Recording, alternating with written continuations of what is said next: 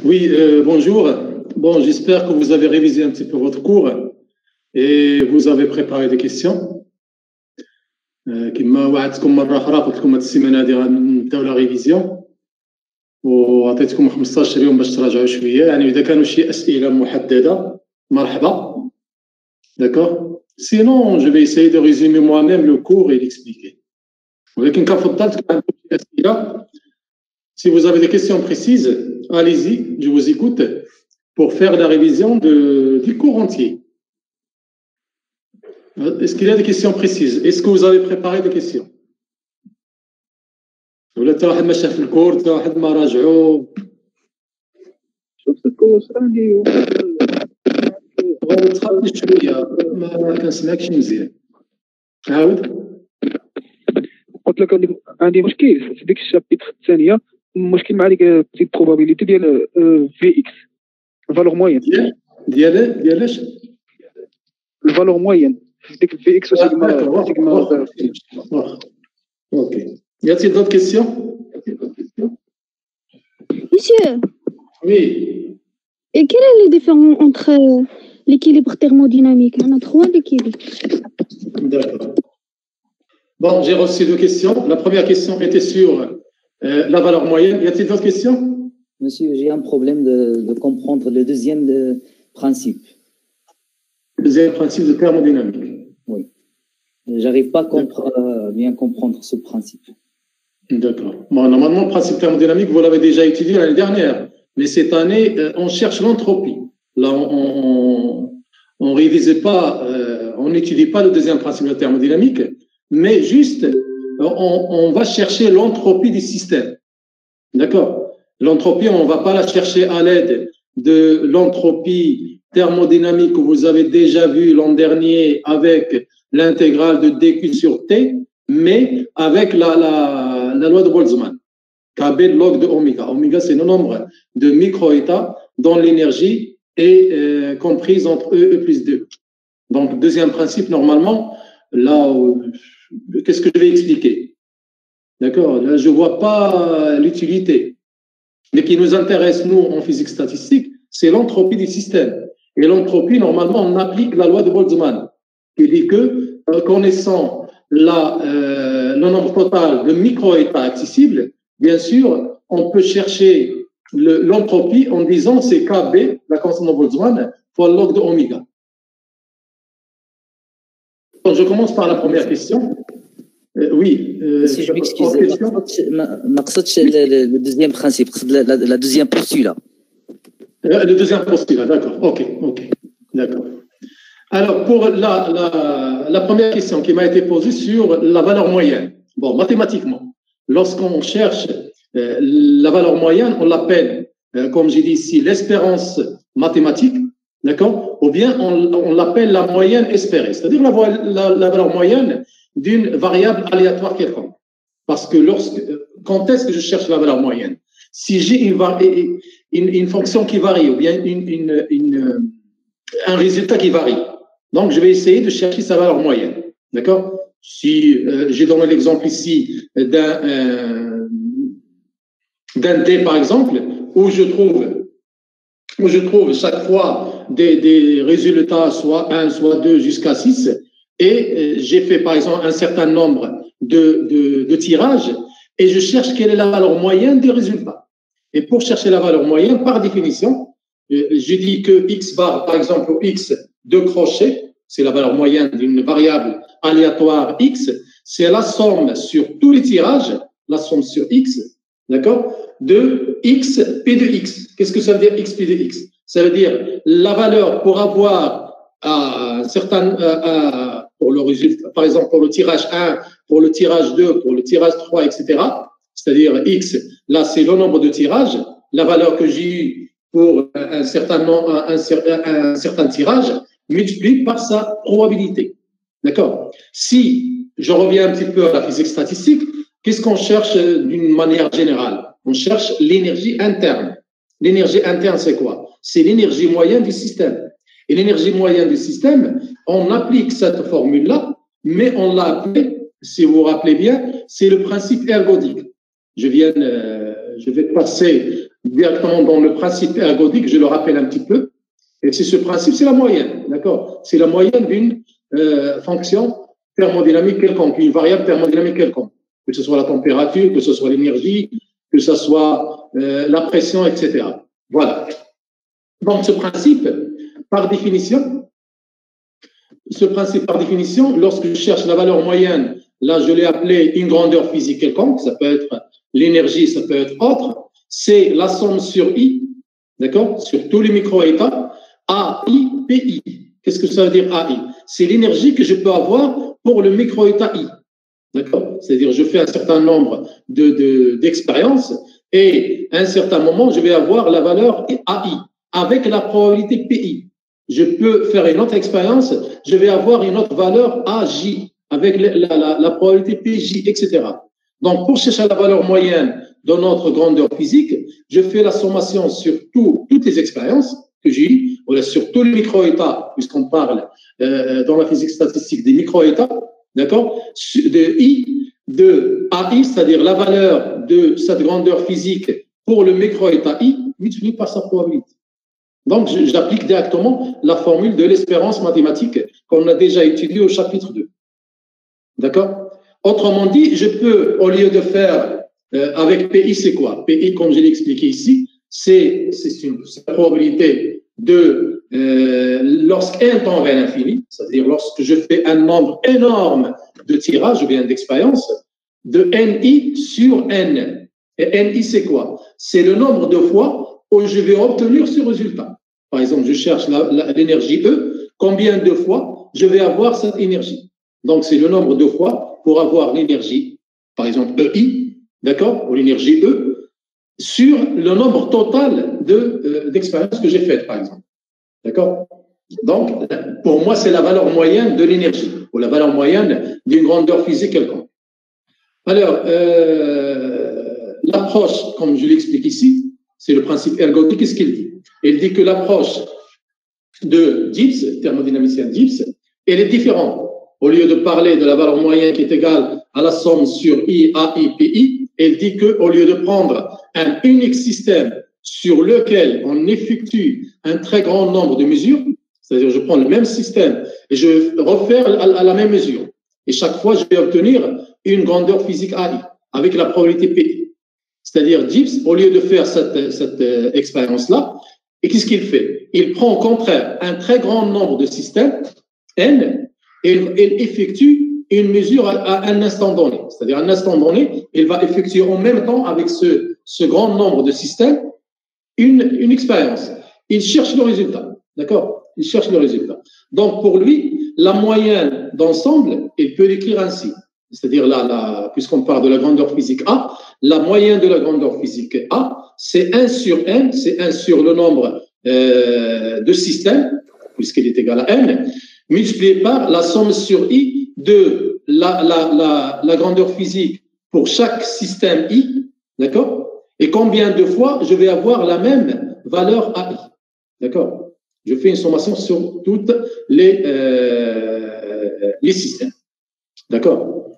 Grosso modo, je tombe sur la même formule, bien sûr, si je remplace NI sur N par PI, je vais tomber sur la même formule de la valeur moyenne d'une grandeur physique quelconque.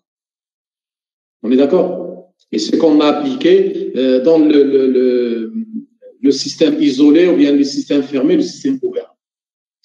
La deuxième question qui m'a été posée était sur l'entropie statistique, c'est ça, si je me rappelle bien? Oui. وقيلا كما سيدي شي كيسيون ديالي قلت لك على حسب في اكس. على حساب في اكس. شنو هي في اكس؟ لا فاريونس. لا فاريونس، اول مره كنسمع لا فاريونس، قلتي لي لا موين، اما لا فاريونس اول مره كنسمع، غادي نجاوبك على لا فاريونس. داكور. قلتي بجوج. فوالا زعما بجوج الاول غير لا موين. D'accord, la moyenne, on le chapitre 2. Mathématiquement, c'est quoi la moyenne? Où je l'ai expliqué mathématiquement, ainsi que comment on peut trouver la valeur ou la moyenne d'une grandeur physique en physique statistique. Bon, la variance. La variance, par définition, هذه la variance, d'accord? Par définition, c'est quoi? C'est la moyenne, l'écart pôle barre, c'est la moyenne de x moins la moyenne de x, d'accord? X, il y a le résultat d'une expérience quelconque, la variable aléatoire x, moins sa moyenne, je mets le tout au carré, et lorsque je trouve le résultat, je cherche sa moyenne. D'accord? Bon, bien sûr, là, c'est un peu compliqué mathématiquement. Ou bien dans la physique, comment on va chercher x moins x bar au carré, et après on cherche la moyenne. Oui, question? نو ما عنديش مشكل مع الحساب، عندي مشكل وصل مع الكونسيبت فيزيك ديالو شنو كيعني، فهمت؟ D'accord. Dans TD, je crois 2, on a cherché la variance du moment magnétique. D'accord. Donc, dans le source, on a TD2, si je me rappelle bien, et à un certain moment, on a demandé de chercher les fluctuations du moment magnétique. On est d'accord? La variance, c'est quoi? Normalement, ce qui nous intéresse, c'est pas la variance, c'est l'écart type. D'accord, l'écart type, sigma de x. Sigma de x qui est égal à la racine carrée. Pourquoi on dit racine carrée de variance de x? Parce que là, normalement, sigma de x, c'est quoi? Sa signification physique. Ce sont les fluctuations qu'on peut avoir avec une variable aléatoire quelconque. Par exemple, lorsque j'ai donné la question, je crois, la série 2, sur la variance des moments magnétiques, pardon, on cherchait l'écart type. L'écart type, je l'ai appelé les fluctuations, je crois. La dispersion, pardon, la dispersion. Je l'ai appelé la dispersion. C'est-à-dire la dispersion des moments magnétiques. La dispersion des moments magnétiques, ce sont les valeurs que je peux obtenir en faisant des fluctuations autour des moments magnétiques M. C'est-à-dire quelles sont les erreurs que je peux avoir en moyenne. Je cherche la moyenne de M, de grand M, des moments magnétiques, et quelles sont les fluctuations, quelles sont les erreurs que j'ai pu avoir pour le calcul de ce moment magnétique. C'est pourquoi j'avais besoin de calculer la dispersion, c'est-à-dire l'écart type. Qu'est-ce que j'ai fait? Normalement, pour calculer l'écart type, pour calculer ces fluctuations et ces erreurs, les erreurs, on sait très bien qu'elles sont positives. C'est pour cela, avant de calculer l'écart type, je calcule la variance. Pourquoi la variance? Parce que je cherche le carré. Et le carré, il est toujours positif. Le carré est toujours positif. Donc, si je mets la racine carrée de variance de x, là, je tombe sur x moins x bar. X moins x bar, qu'est-ce que ça veut dire? Ça veut dire que ce sont les fluctuations que je peux avoir entre la valeur exacte de la grandeur physique et sa moyenne. Allez, ça veut dire que cette valeur de la grandeur physique, elle est autour de la moyenne avec une certaine erreur. Et cette erreur, c'est quoi? C'est cette différence. Donc, si je fais la racine carrée de x moins x bar au carré, je tombe sur x moins x bar. Mais je peux tomber sur une valeur positive ou négative. C'est pourquoi je cherche le carré et après la racine carrée. Donc, je tombe sur l'erreur que je peux effectuer sur n'importe quelle grandeur physique. Et si vous revenez un petit peu à la série 2, en calculant la dispersion des moments magnétiques total, on a cherché l'écart type de ce moment. C'est bon, j'ai répondu à ta question? Oui, monsieur, un petit peu. D'accord, ok. L'autre question était sur l'entropie statistique, c'est ça? شي طالبة طرحت لي شي سؤال وقيل l'entropie دابا كيعقل تفكرني عافاك. لا ماشي l'entropie شي حاجة أخرى نسيتها. l'équilibre thermodynamique. Voilà, l'équilibre thermodynamique. l'entropie. D'accord, ok.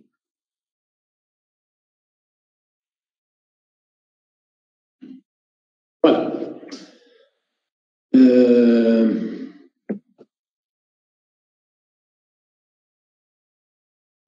Voilà.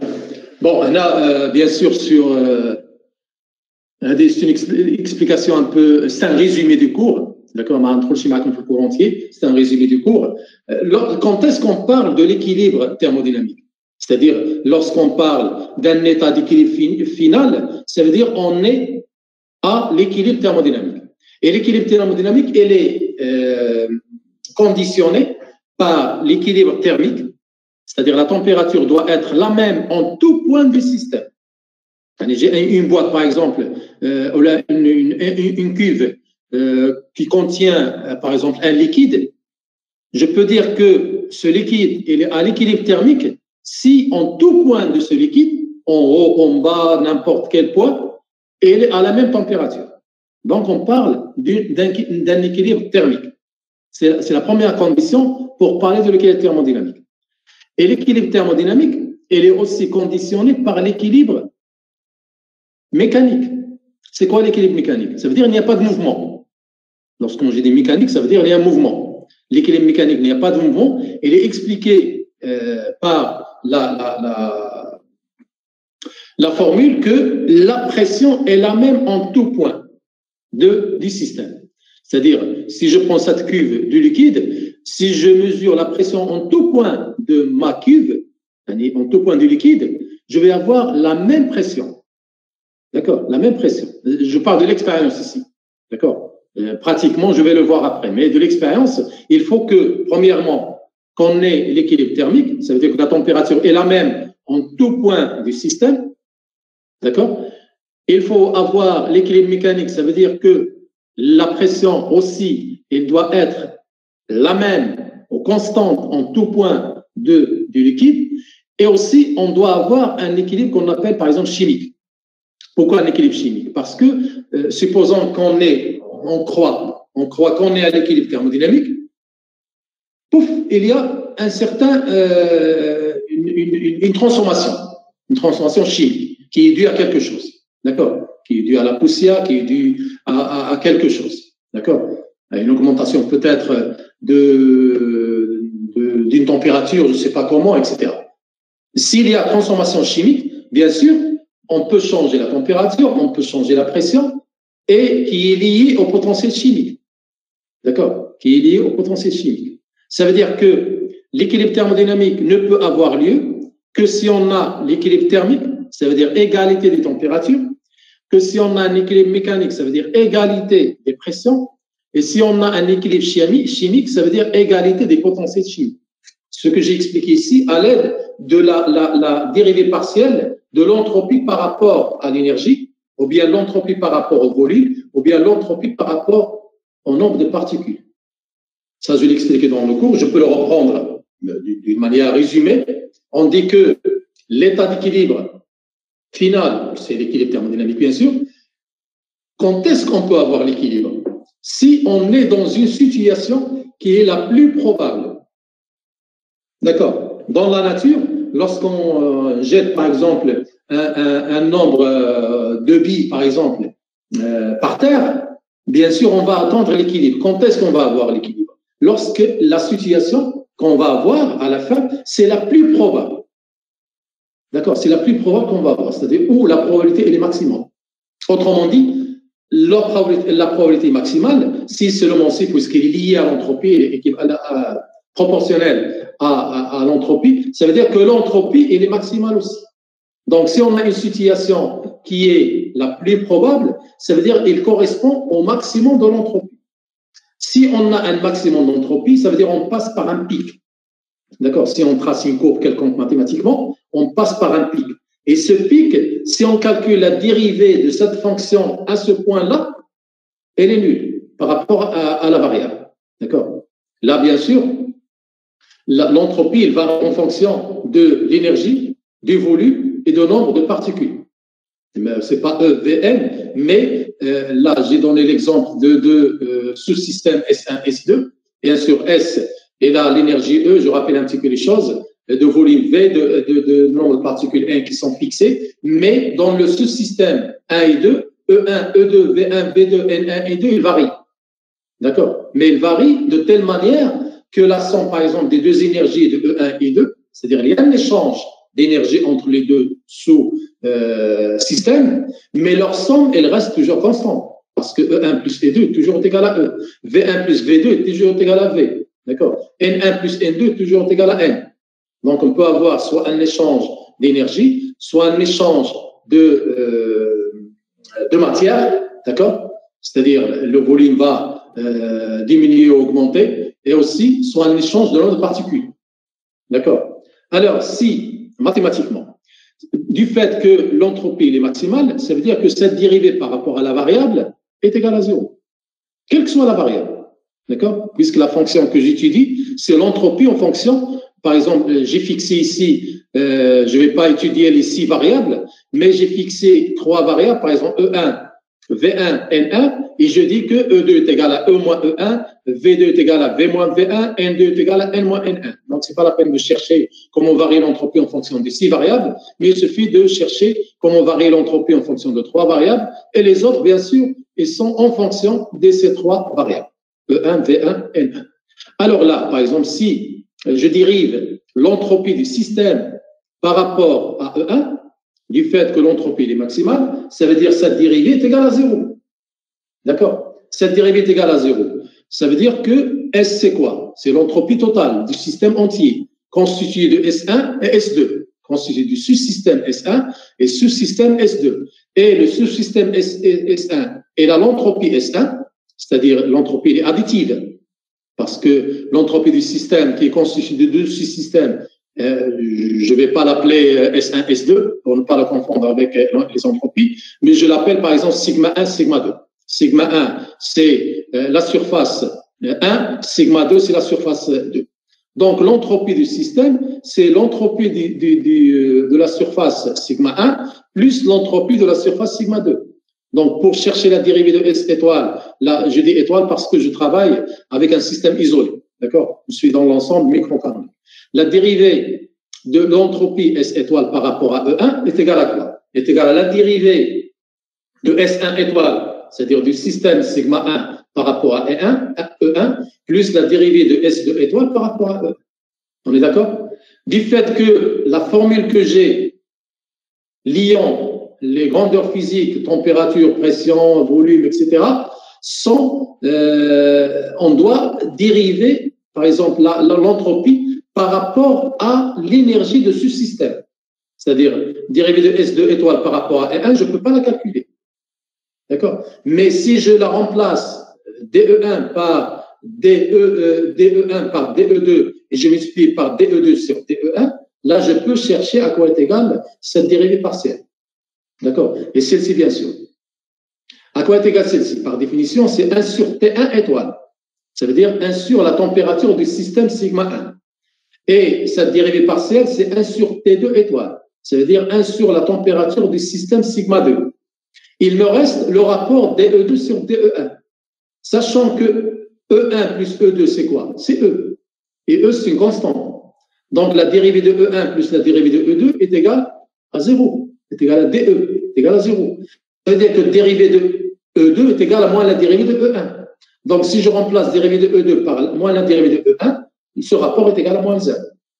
On est d'accord? Donc, ça veut dire que ce terme-là est égal à moins ce terme-là est égal à 0. Ça veut dire que ces deux termes sont égaux. Et ce terme-là, c'est quoi? C'est 1 sur T1 étoile est égal à 1 sur T2 étoile. Autrement dit, la température, à l'équilibre, bien sûr, la température du système sigma 1 doit être égale à la température du système sigma 2. C'est-à-dire, lorsqu'on est à l'état final, l'état d'équilibre. D'accord? Donc, là, je peux dire que l'état d'équilibre thermodynamique, déjà, il est conditionné par la condition d'équilibre qui est T1 étoile est égale à T2 étoile. Ça veut dire que les températures restent les mêmes entre le système sigma 1 et le système sigma 2. De même, si je dérive S étoile par rapport à V1, je fais de même. S étoile, c'est quoi? L'entropie du système, c'est l'entropie de 1 plus l'entropie de 2 par rapport à V1 par rapport à V1. Donc, je remplace E1 par V1. La même chose, je vais obtenir le même résultat en remplaçant E1 par V1, E2 par V2. Là, je vais obtenir dV2 sur dV1. Et puisque V1 plus V2 est égal à V, c'est une constante, donc dV2 est égal à moins dV1. Donc, je trouve que la dérivée de S étoile par rapport à V1 est égale à la dérivée de S2 étoile par rapport à V2. Celle-ci est égale à moins P sur moins P1 étoile sur T1 étoile. Et celle-ci est égale à moins P2 étoile sur T2 étoile. Ça veut dire P1 étoile sur T1 étoile est égal à P2 étoile sur T2 étoile. Du fait que T1 étoile est égal à T2 étoile, il reste que P1 étoile est égal à P2 étoile. Ça veut dire les pressions du système sigma 1 et système sigma 2 doivent être les mêmes. On doit avoir une égalité entre la pression de sigma 1 du système sigma 1 et la pression du système sigma 2. La même chose pour le potentiel chimique. Là, je dérive par rapport à N1. Donc, je fais de même. Je vais obtenir ici dN2 sur dN1 est égal à moins 1. Donc, je trouve ce rapport est égal à ce rapport. D'accord? Ça veut dire que μ1 étoile est égal à μ2 étoile. Donc, comme conclusion, je peux dire que l'équilibre thermodynamique, il correspond à l'égalité des températures. Qu'est-ce que ça veut dire l'égalité des températures? Ça veut dire qu'on a un équilibre thermique. L'égalité des pressions, ça veut dire qu'on a un équilibre mécanique. L'égalité des potentiels chimiques, ça veut dire qu'on a un équilibre chimique. D'accord? Voilà comment expliquer que l'équilibre thermodynamique, il doit correspondre à ces trois équilibres. D'autres questions? Est-ce que c'est clair? Oui, monsieur, c'est clair. D'accord. D'autres questions?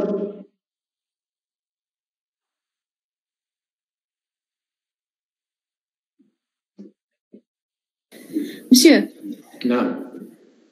dans l'ensemble grand canonique, monsieur, j'ai un problème de calculer la fonction de partition. Fonction de partition.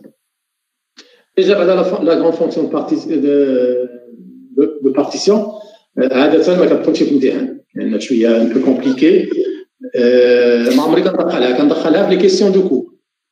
يعني كما لاحظتوا j'ai donné aucun exercice sur le système ouvert.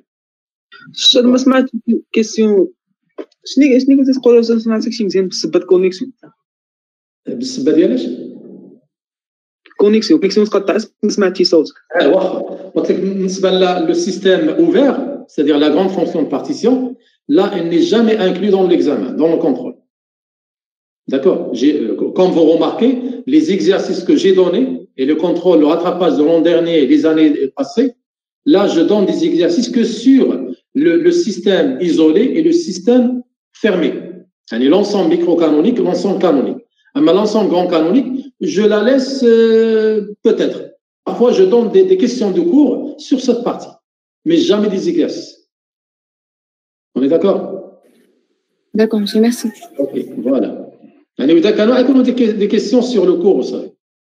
Par exemple, à partir de la grande fonction de partition, comment chercher le nombre moyen de particules, comment chercher l'énergie moyenne, comment chercher l'entropie, ce sont des exemples. D'accord? Ce sont des exemples. À partir du grand potentiel thermodynamique. Allez, juste réviser cette partie et savoir comment chercher l'énergie moyenne ou l'entropie ou le nombre moyen de particules, etc. D'accord? Mais il n'y aura jamais un exercice sur cette partie ou un examen sur cette partie. D'autres questions?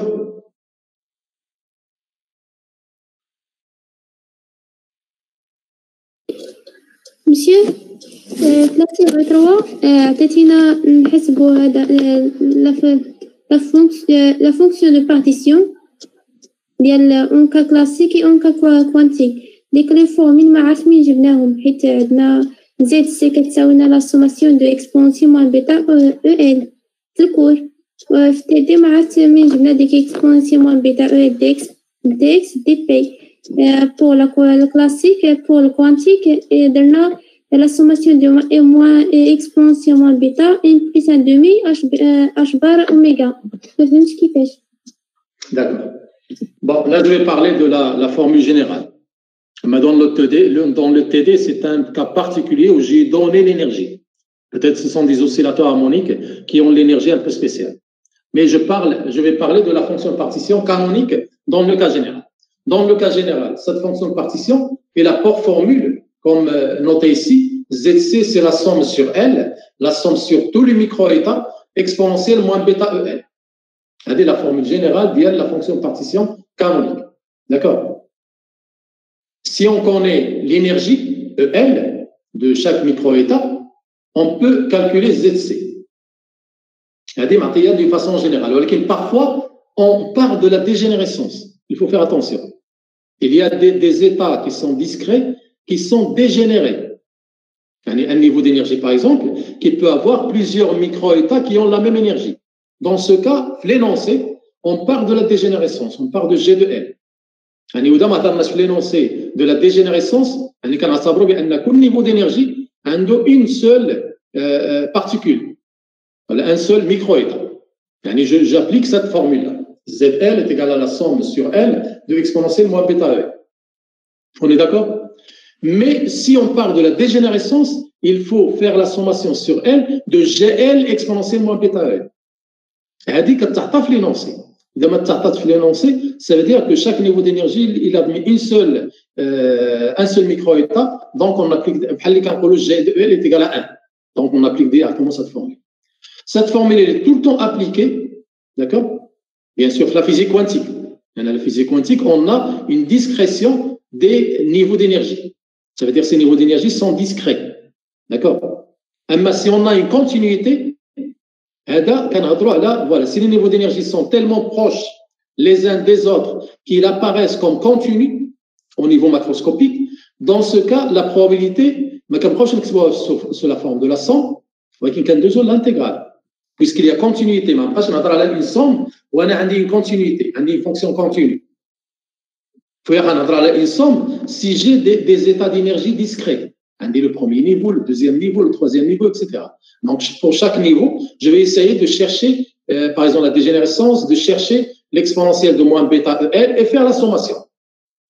D'accord? Le cas où ces niveaux d'énergie sont très proches, de telle manière qu'ils apparaissent comme continus, d'accord? Comme continus au niveau macroscopique.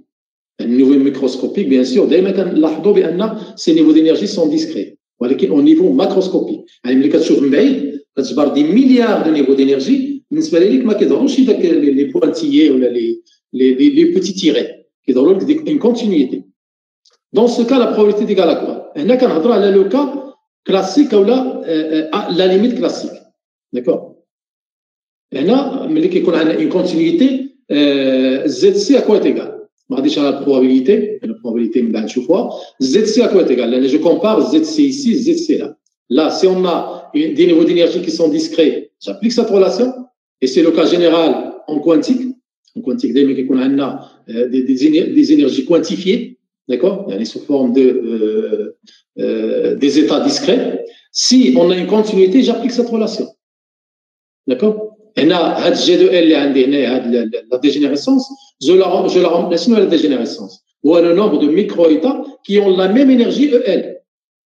D'accord? Quand je parle de G de L, il y a le nombre de positions et impulsions. Je parle de la mécanique classique. Hein. C'est le nombre de positions et l'impulsion des différentes particules divisé par H3. Je ne vais pas, du fait que le nombre est énorme, je ne peux pas chercher toutes les positions et les impulsions des différentes particules, mais je vais chercher un certain nombre de cellules qui ont le volume H3. Et chaque cellule va contenir un certain nombre de positions et impulsions. D'accord? Le nombre est énorme, donc je ne peux pas chercher tous les binômes QT, mais je vais chercher des cellules de volume H3 qui, c'est ce nombre qui est pour moi la dégénérescence. C'est-à-dire le nombre de micro-états qui ont l'énergie E. D'accord? Mais les calculs E varie de 0 à l'infini. Je parle de, puisqu'il y a continuité, je parle de l'intégrale de 0 à l'infini. Il y a une fonction continue. D'accord? Donc, voilà la dégénérescence des niveaux d'énergie. D'accord? D'une énergie, maintenant, le niveau d'énergie, la suit dans un état continu, d'une énergie quelconque. Et chaque fois, j'intègre sur tous les micro-états multiplié par exponentielle moins bêta E. On est d'accord? Si le cas classique, on a exponentielle moins bêta E. Dans la majorité des cas, l'énergie n'est que l'énergie cinétique. Lorsqu'on parle d'un gaz parfait, lorsqu'on donne dans l'énoncé qu'il n'existe que l'énergie cinétique, etc., E est égal à P au carré sur 2N. D'accord, E est égal à P au carré sur 2N. Exactement la somme des P au carré sur 2N. Ça dépend si on a une dimension, la 3 dimensions, la 3 dimensions. Dans ce cas, l'intégrale sur les positions, يعني مثلا وإذا هضرت هنا على لو كا ديال une seule particule à 3 dimensions. يعني D3Q c'est quoi? C'est DQ1 fois DQ2 fois DQ3. يعني la projection de Q sur l'axe des X, sur l'axe des Y, sur l'axe des Z. يعني dx, dy, dz. Et le produit de dx, dy, dz, c'est quoi? C'est dv. Elle est un parallélépipède, par exemple, et je cherche à quoi est égal dx, cette largeur élémentaire, fois dy, la longueur élémentaire, fois dz, la hauteur élémentaire. Et ce produit des trois, c'est dv. Ou l'intégrale de dv, c'est v. Donc, l'intégrale de d3q, c'est v. Pour une particule. Bien sûr, divisé par h3. Ou هنا كيبقى لي exponentielle moins bêta e, supposons que e, comme j'ai dit tout à l'heure, supposons qu'on a un gaz parfait, est égal à la somme des p au carré sur 2n. وإذا كان عندنا هنايا une particule à 3 dimensions, je remplace p au carré par px au carré plus py au carré plus pz au carré divisé par 2n. وهنا بحال اللي عندي 3 intégrales. La première avec p de x, exponentielle moins bêta px au carré sur 2n fois dpx, ou la deuxième la même chose, la troisième la même chose. Les trois intégrales sont égales. D'accord? Il y en a la même fonction ou les mêmes bornes. Donc, comme si je fais l'intégrale d'une seule, exponentielle moins bêta p au carré x sur 2m dpx puissance 3. D'accord? On a, j'applique, j'ai l'intégrale de Gauss. Je dis, c'est racine de pi par exemple sur alpha. Si on est, c'est comment il s'appelle? Si les bornes varient, les impulsions varient de moins l'infini à plus l'infini. On est d'accord?